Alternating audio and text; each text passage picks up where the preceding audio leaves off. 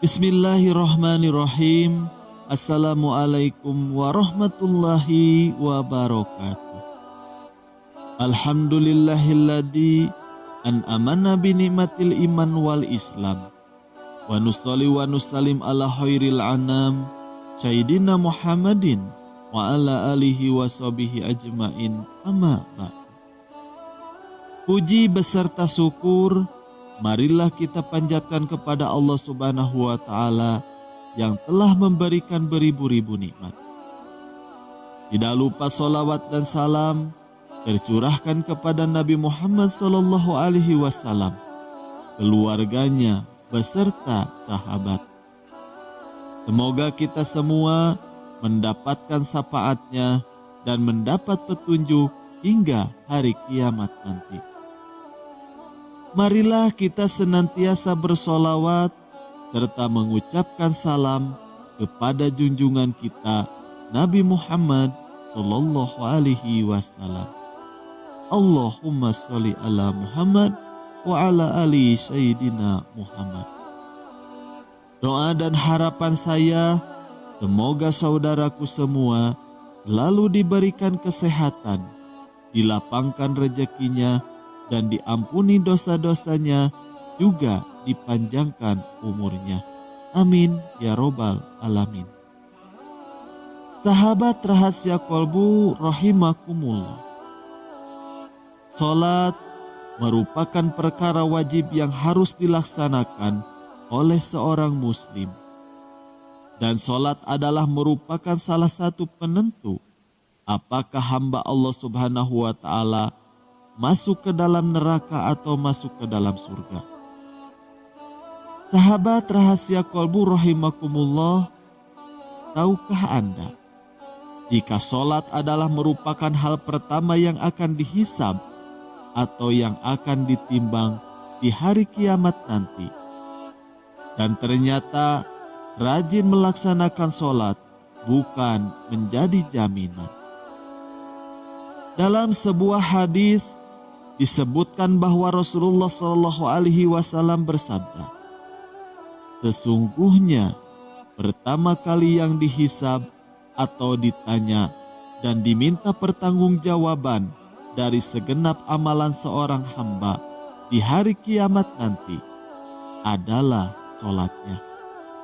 Bila sholatnya baik, maka beruntunglah ia, dan bila mana sholatnya rusak, maka sungguh kerugian yang akan menimpanya. Meskipun sholat itu sangat penting, tetapi ternyata masih ada saja orang yang menganggap remeh sholat ini dan bahkan tidak mau melaksanakannya. Bahkan mungkin untuk sebagian orang melakukan sholat hanya sebatas terpaksa karena menganggapnya adalah sebuah rutinitas. Hal seperti inilah yang membuat orang-orang yang rajin sholat tapi bisa masuk ke dalam neraka. Lalu bagaimana bisa orang yang sholat masuk ke dalam neraka? Berikut ini penjelasan mengenai golongan orang-orang yang rajin sholat tapi bisa masuk ke dalam neraka. Yang pertama, sholat tapi suka berdusta.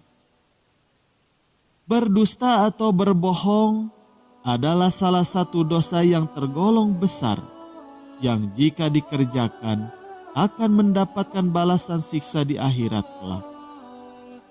Namun bisa kita lihat di dalam kehidupan masyarakat sekarang ini, berbohong sudah menjadi hal yang biasa. Padahal sekecil apapun, kebohongan tetap saja itu adalah perbuatan yang menimbulkan dosa besar. Untuk itu, meskipun seseorang rajin beribadah dan melaksanakan sholat, namun masih suka berbohong, maka ibadahnya akan sia-sia.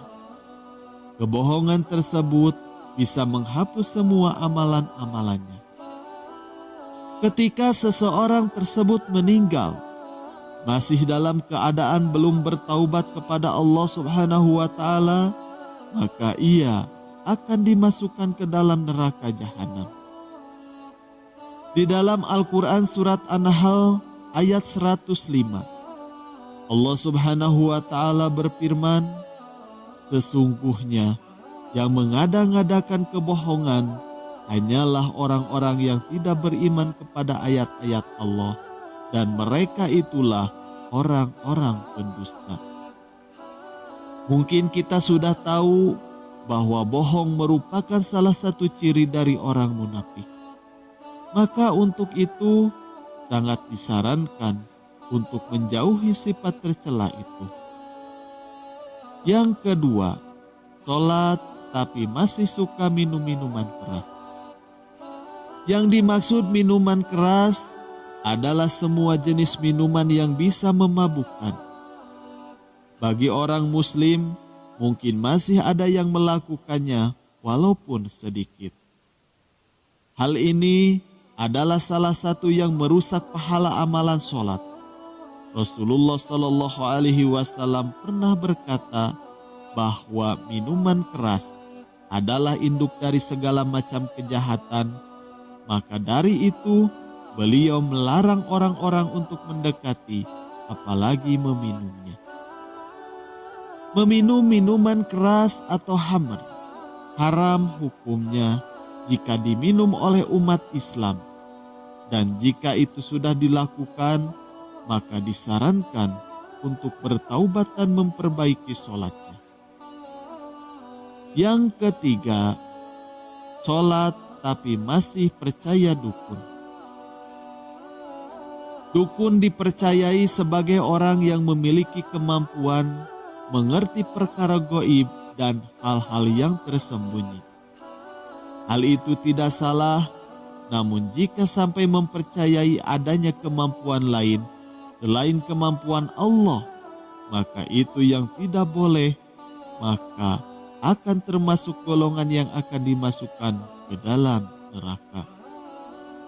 Hadis riwayat Imam Muslim pernah menjelaskan bahwa orang yang mempercayai dukun, maka sholatnya tidak akan diterima selama 40 hari. Percaya dengan dukun dikategorikan sebagai orang-orang yang berdosa besar, karena hanya Allah Subhanahu wa Ta'ala yang mengetahui segala sesuatu. Selain itu, percaya pada dukun dan benda pusaka adalah tindakan musyrik, karena dukun adalah orang yang bersekutu dengan setan. Hadis riwayat Abu Daud, At-Tirmidzi dan Ibnu Majah menyebutkan bahwa Rasulullah Shallallahu Alaihi Wasallam bersabda, barang siapa yang mendatangi tukang ramal atau tukang dukun, kemudian ia membenarkan apa yang dikatakannya itu, maka sesungguhnya ia telah ingkar terhadap apa yang telah diturunkan kepada Nabi Muhammad Sallallahu Alaihi Wasallam. Yang keempat, sholat tapi masih suka bergunjing. Salah satu pekerjaan yang bisa membuat orang dimasukkan ke dalam neraka adalah bergunjing. Bergunjing artinya membicarakan kejelekan orang lain.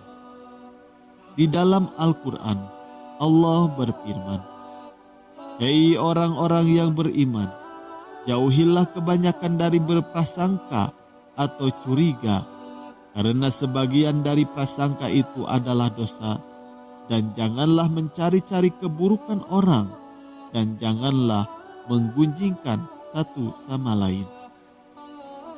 Adakah seorang di antara kamu yang suka memakan daging saudaranya yang sudah mati? Maka tentulah kamu merasa jijik kepadanya dan bertakwalah kepada Allah. Sesungguhnya Allah Maha Penerima Taubat, lagi Maha Penyayang. Quran Surat Al-Hujurat ayat 12. Yang kelima, sholat tapi mengabaikan anak yatim.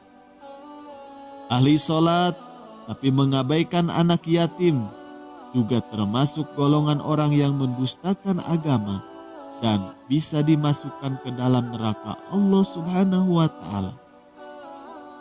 Dijelaskan pula dalam Al-Quran surat Al-Ma'un bahwa orang yang sholat namun tidak menolong orang miskin, mengabaikan anak yatim, dan tidak mau menolong sesama adalah termasuk orang yang celaka.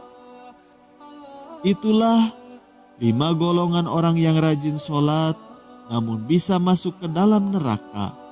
Namun ingatlah bahwa yang sholat saja bisa masuk neraka, bagaimana dengan yang tidak mengerjakan sholat? Sekian, semoga bermanfaat. Wassalamualaikum warahmatullahi wabarakatuh.